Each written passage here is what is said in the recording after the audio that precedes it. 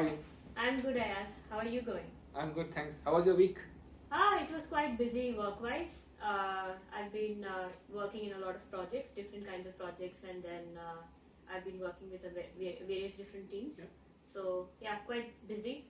And oh yeah, by the way, I got to attend my first concert. I saw Backstreet Boys here in Melbourne. Yeah. So that was special for me because I grew up listening to them. So that was awesome. That's good, that's good. Yeah. So a good end to the week. Yeah, it's nice. Yeah. So let's dive in now with Yeah, our train. So I'll ask you about about your career, about your early graduation, like what you did in your masters and everything.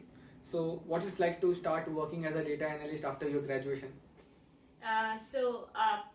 After I came to Australia, it was my first job. I've been doing internships, but I've never worked in any industry before. So it was quite daunting for me at the start because I thought that I didn't belong where I was. So currently I'm working as a data analyst for a financial technology firm. It's a mid-sized company based all over Australia. And I work in superannuation industry. It's similar to an employee provident fund in India. It's also called a nest egg or a pension industry here in Australia. Okay. So I have been supported really well within my team. We have a startup culture within the team, even though the company is quite old.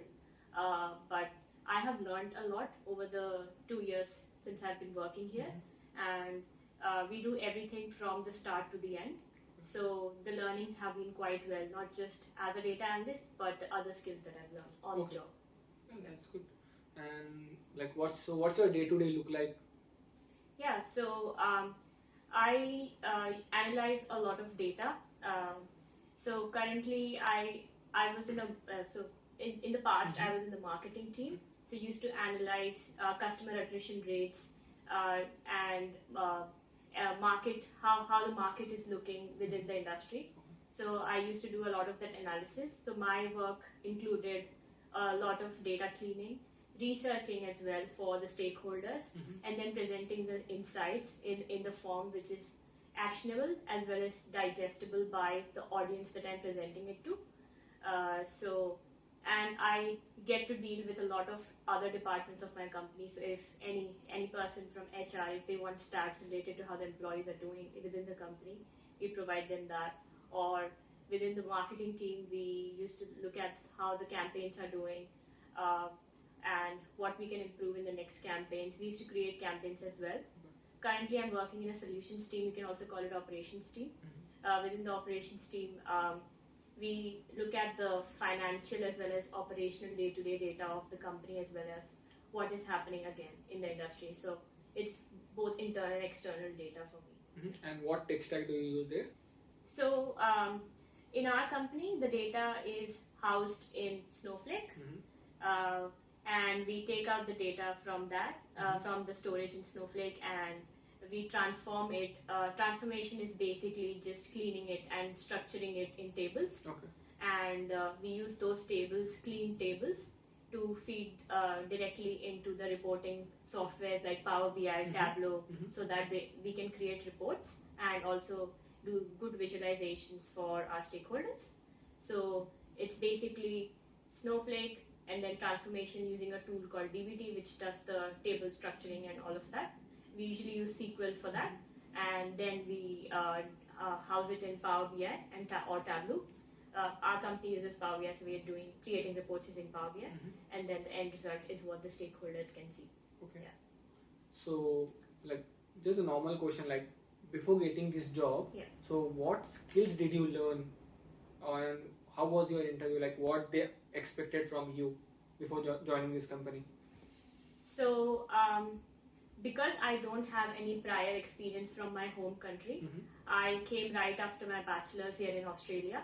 So my main aim throughout my studying here in Australia was to complete or gain as many, complete a lot of internships within the field that I was studying in. And every holiday or every time I used to do extra, other than studies, I used to do extra learning and do a lot of internships, which I got through networking in my uni. So one of the skills that I learned was to network with people here and try to sell yourself as a brand and what you can achieve and learn from whatever you are subjected to in the environment. Because here, as a student, as a grad, they expect you to be very much open to learning and very flexible to change as well. So those two things, as a student, I've learned in Australia, and those two things have been very much valuable in my job as well.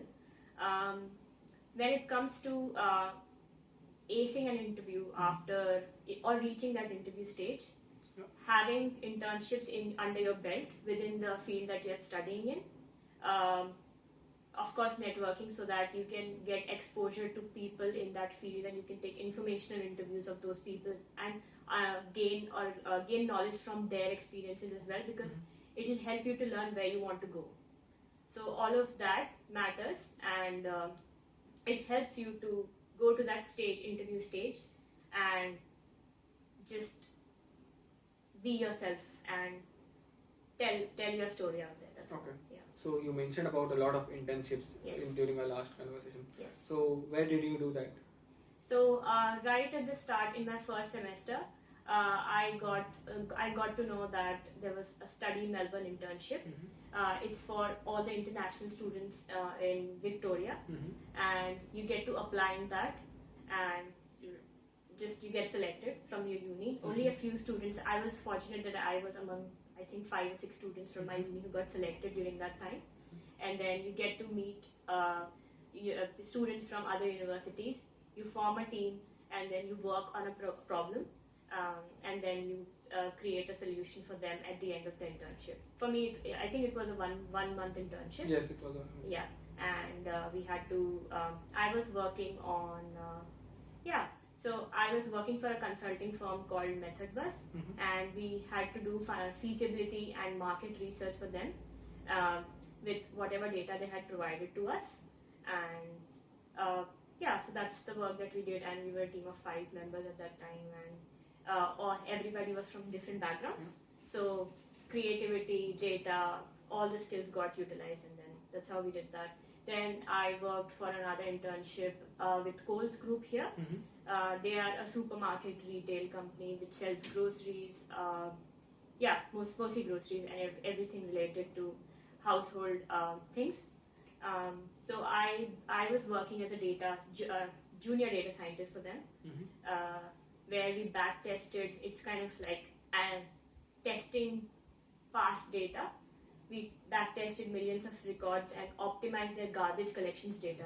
Because in Australia, soft plastics and other garbage is an issue because it causes a lot of pollution and stuff. So we analyzed how much garbage will go, and we predicted how much the supermarket industry will produce and all of that. And we actually ended up helping them optimizing so much that there was a potential savings of around 3 million just from that garbage data that we had. Okay. So it worked out really well. So like a lot of students or international people, like students or people who are like want to get an internship, ask me like where to get the internships from. So how did you land one? So for me, the Coles internship, that was the most influential internships of my internship journey in the uni.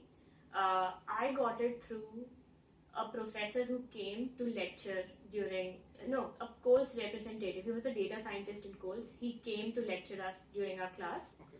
And then I reached out to him saying that I enjoyed this part of the lecture, and this is what I'm currently studying, and these are the internships that I've done. I would love to understand and know more about what you guys are doing.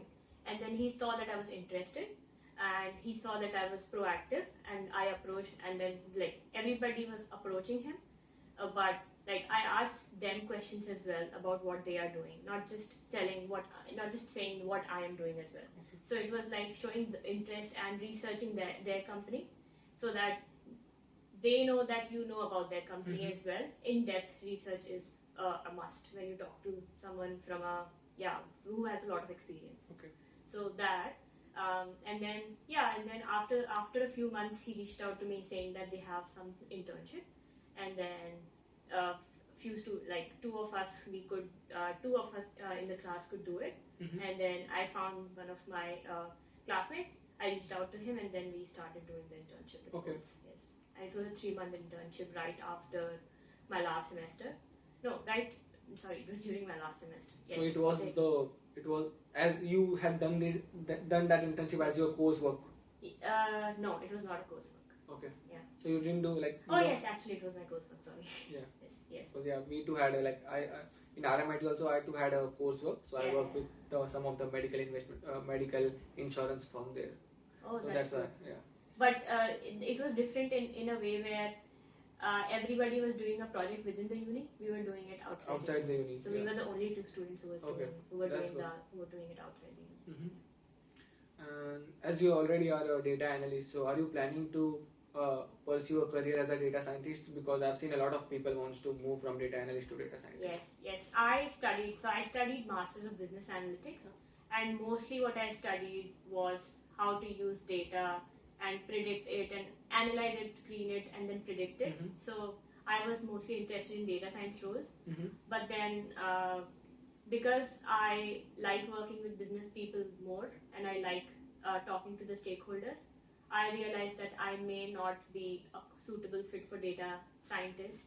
And I've had these talks within my company as well, where my manager was seeing it as, my manager was trying to create a pathway for me to go from data analysis to data science, because we are creating a pipeline of data within the company as well, where we're going from a lower maturity level of data to a higher maturity, where the data is just clean and it's just getting fed into the model so that we can predict various things. So I think I am not, I don't have that commitment to become a data scientist. So I wouldn't want to go there. Okay. Yeah. So do you have any other path where you want to go? Yes. So I am currently trying to move into marketing research based roles rather than pure data analyst roles, so that I am more aligned towards marketing than data industry. Okay. Yeah. So you said you came here as a student in 2019. So how was your student life? Oh my God, it was absolutely amazing. Those were the best years of my life. I learned a lot here in Australia. I learned how to become independent, to take your own decisions, manage your time, because you have to do everything on your own here, and you miss your family as well as a student. I mean, we all know that. So you have to balance all of these things, plus jobs as well. I worked part-time as well for a while, so I had to manage my studies and job as well. So all of these factors, including taking care of yourself, was challenging at the start, but you learn, and if you keep focused and know your main goal, that you want to create a career, or you want to do something that's worthwhile, then you'll stay in that zone. Otherwise, there are a lot of things that distract as well. For instance, if a part-time is paying me very well, I may not have that same dedication towards my studies. And a lot of students have faced that dilemma, and some students have taken a route where they have given more time to their part-times, which may not be related to their careers, and they ended up working full-time in that. So and I took a path where I studied in something, and I am working in that, in what I've studied. But so I mean, it's good if you want to stay long term in Australia. It's good to have a career, and it's good to have a focus. That's what I would say. Yeah. That's a good thing. Yeah. And the next is are you planning to live here permanently? Did you apply for your PR, or have you gotten it? Yes. My goal was to stay here permanently, and I think from day one I have been working towards that. So after I completed my studies, I got a job, struggled for 3 months, continuously applied for 500-600 jobs. That was a really hard time. You have to be motivated every day to face rejections every day. But then things turned out well. I got few interviews, got rejected in a few interviews in quite big companies and smaller companies as well. And then I landed a job with the financial technology company that I'm working with. Then after that, I was like, okay, let me complete 1 year so that I can have more points towards my permanent residency application. Then because I didn't want to depend on my company for a future sponsorship from them, because you have to work minimum of 3 years for a company in order to have any scope of them applying a permanent residency for you. I thought that I want to do it myself. Don't want to depend on anybody, because you're dependent on something. So I started giving English exams, PT, IELTS, scored in those. Then I gave NATI as well, because that adds 5 more points to that. So it's a translation exam. You have to translate from English to your home country language and vice versa. Then did a 1 year full professional year as well. It is only for students who are working in computer science or software IT related fields. So gained 5 points for that 1 year of professional year completion as well. So like that, I kept on accumulating points and completed my application somewhere around 2021 and 2021, and then I applied, and then I got my invitation recently. So it's been a 4-year journey for me. So what's the visa number that you got? Yes, I got 189. It's called Points Tested Independent Stream Visa. So Independent Skilled Visa. And I'm currently on a bridging right now. So yeah, it's taken quite a load off of me. So it's good. Yeah. Now I can focus on myself, because all of these years I was focusing on my career. I was focusing on getting somewhere, becoming financially independent, saving money, and all of that for all of these things that I did. And now I have a PR. So I am on the way to have a PR. Yeah, not yet. You will be there. Thank you. And way back to to your student journey. Yes. So as a female, you come from your the country like India, where we all are very culturally connected. Yes. So what difficulties you faced as you lived behind your family and friends? So can you tell me about that? I mean, all of us as students, because we've gone through the same student life, we do face difficulties in terms of you don't know the culture here. Sometimes you misjudge what people are saying. Sometimes you face racism. Yes, it has happened a little bit, but 99% of the people are good, so you'll be fine. Especially in Melbourne, people are very tolerable, patient, and stuff like that. It has been, I would say, a mixed bag for me. Learning how to get used to this kind of life, because you don't have a lot of people here. You have to do you have to create that space. You have to find new people, make friends. Uni helps with that, yes, but you won't have all that. You get close to your roommates and flatmates that you're living with. But you have to have certain boundaries. You get to learn about boundaries here, which I did not know when I was in India, because we don't have that. There's no boundary. Everybody is in everybody's business, so nobody cares. So here I learned, if a roommate is not liking it, you have to you have to give them space. So I learned all of that. I met a lot of great people from different countries, different cultures. And I learned a lot as to how they behave. And sometimes it's uncomfortable, because you don't know. Sometimes you may take things personally, but try not to take things personally, because you may not know where they are coming from. And sometimes, for instance, I was working with a German colleague, and then I used to find her very uptight and strict. But then I realized after working with her for a while that that's her style, and that's her culture, where she comes from as well. So all of these things I realized. Even in the uni, I realized that Australians use a lot of slangs, and they use a lot of small short forms, which I was not used to listening to. Then I saw a lot of YouTube videos and stuff to get used to that as well. So it helps in normal casual conversations, and it helps to make friends from not just your own country, but from a lot of other different nationalities. Okay. Yeah.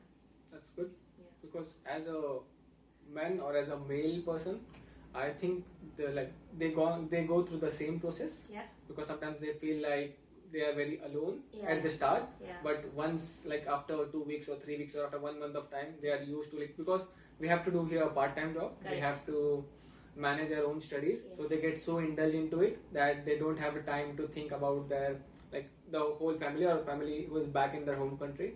So yeah, after 1 month, I think it's like they all get okay with the situations what they are in. I think it's the same for for me, the one thing, because I never cooked at my home.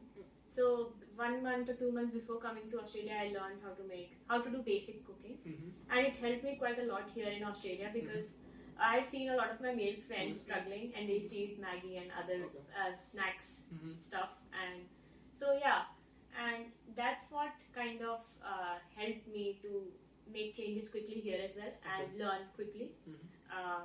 So if you have like basic things, for instance, you learn cooking, learn to do your own laundry, get used to being on your own for a while, and all of that right from at least 3 months before you come to a new country, you'll be all right. You'll be all right. And people here are really good.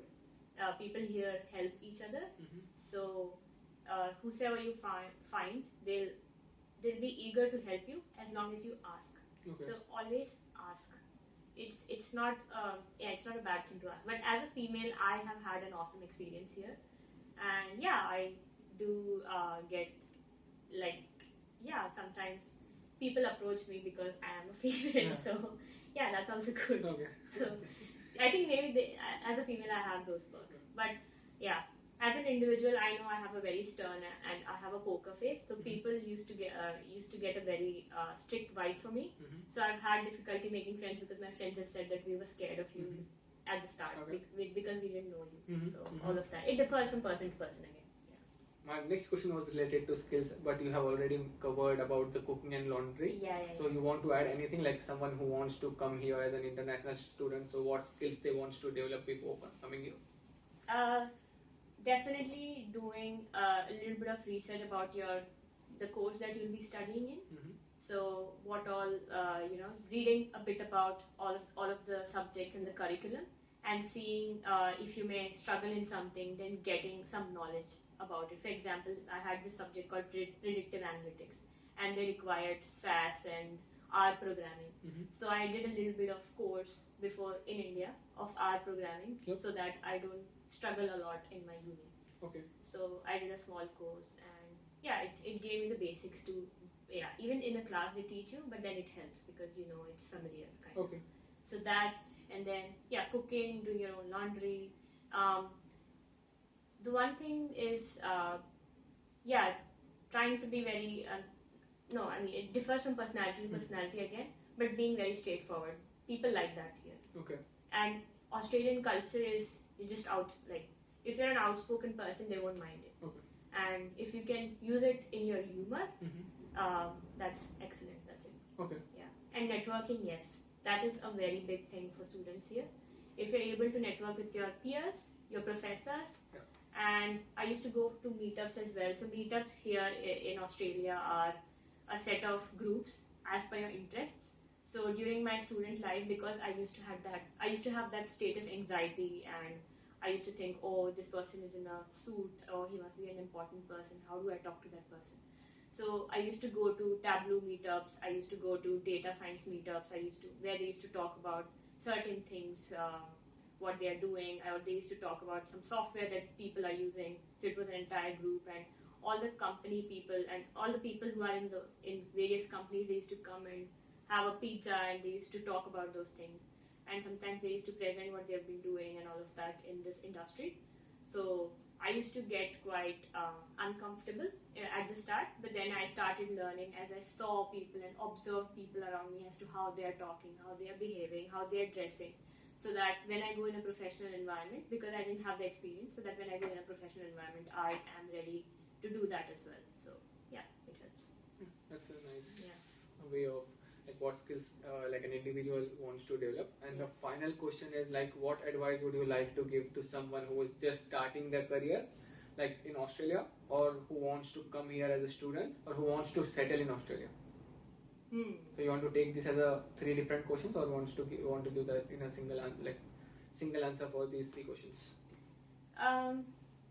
Because I wanted to come. I came as a student. I am working, and now I am settling as well. I think I can just give a concise answer. Okay. In a way where don't come with an aim to get a permanent residency. I also came with that aim, but focus on what you're doing right then and there. For instance, if you're in your student life, focus on your studies, focus on completing your assignments.